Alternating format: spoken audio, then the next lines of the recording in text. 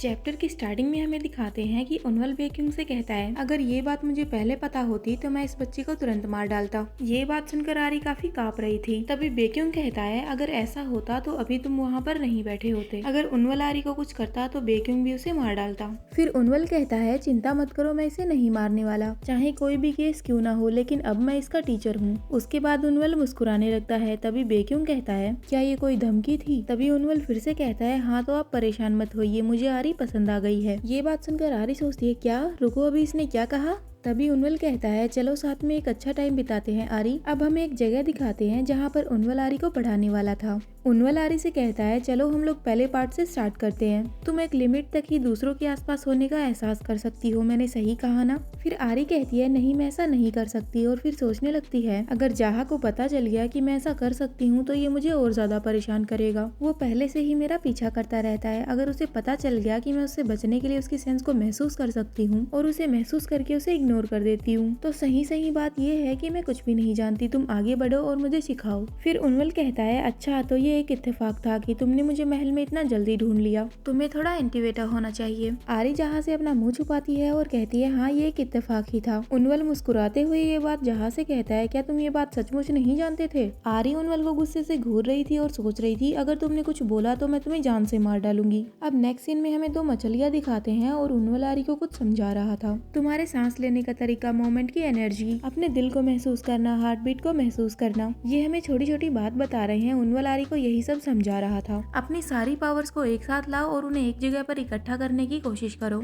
आरी उनवल के कहने पर ये करने का ट्राई करती है। उनवल कहता है, मैंने जो कहा क्या वो तुम्हें समझ आया? फिर आरी कहती है, हाँ मैंने ये कर लिया। तो उनवल कहता है, ठीक है तो आज के लिए इतना काफी है। उसके बाद उनवल ताली बजाने लगता है और आरी से कहता है, क्या तुम अपना हाथ मुझे दे सकती हो आरी? आरी अपना हाथ उनवल की तरफ करती है तो उनवल आरी को एक कैंडी दे देता है। उसके बाद आरी पूछती है कि ये क्या है? उनवल कहता है, ये साउथर्न लैंड की एक बढ़िया सी चीज है। आरी उसे देखकर सोचने लगती है, ये तो मुझे नराए के पंखों की याद दिलाता है, या फिर ये कोई फिनिक्स का अंडा है, या फिर ये इंसान मुझे जहर देने की कोशिश कर रहा है। जहरीले मशरूम भी इतने ही रंग बिरंगे होते हैं जैसे ये बोल दिख रही है। ये इंसान मुझे पहले भी मारने की बात कर रहा था, इसलिए जो भी चीज देगा उसे मैं नहीं लूंगी। तभी उनवल कहता है, ये ईस्टर्न लैंड में मिलने वाली कैंडी से बिल्कुल ही अलग है। जैसे ही आप इसे खाएंगी आपको ये पक्का पसंद आएगी। आरी कहती है, क्या सचमुच? तभी जाहा भी उठ जाता है जो कि सोया हुआ था। जाहा उठते ही कहता है, क्या आपको कैंडी चाहिए लेडी आरी? और वो देखता है कि आरी उस कैंडी को खाने वाली थी। जाहा उसे रोकने की कोशिश करता है लेकिन इतने में आरी उसे खा जाती है।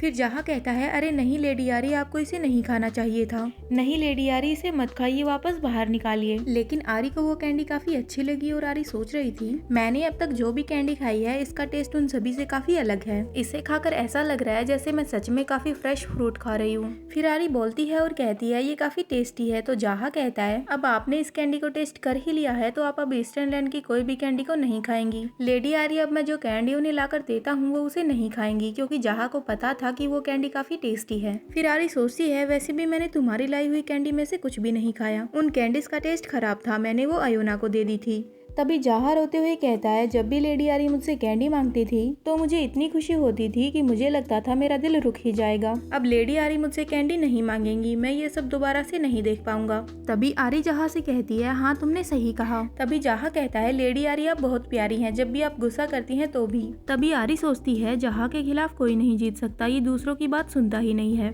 तभी उनवल कहता है, मुझे पता था आपको ये पसंद आएंगी आरी, इस कैंडी का नाम हयांगवा है। तभी जाहा कहता है, वैसे लॉर्ड उनवल मुझे एक बात बताइए, जब आप इस कैंडी को एक दिन के लिए बाहर छोड़ देते हैं तो ये खराब हो जाती है ना? तो उनवल कहता है, हाँ ये खराब हो जाती है। तो आरी सोचने लगती है, क्या ये किस तरह की कैंडी है? फिर जाहा कहता है, वैसे मैंने सोचा था कि आप चैंगवा हॉल में रहने वाले हैं लॉर्ड उनवल। फिर आरी सोचती है, रुको, क्या कल ये मुझसे मिलने के बाद साउथर्न लैंड में वापस लौट जाएगा? फिर जाहा कहता है, आप इतने कम टाइम में साउथर्न लैंड वापस पहुंच जाएंगे? तो उनवल कहता है, हाँ मैं कर लूंगा।